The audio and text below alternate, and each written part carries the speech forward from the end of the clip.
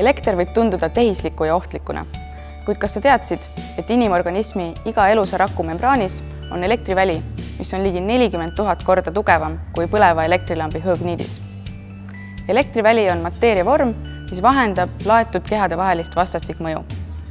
Raku membraanis reguleerib elektriväli inimkehale vajalike ainete rakusisest kontsentratsiooni. Ilmselt oled kuulnud, et meie organism vajab toimimiseks näiteks naatriumit, kaaliumit ja kaltsiumit.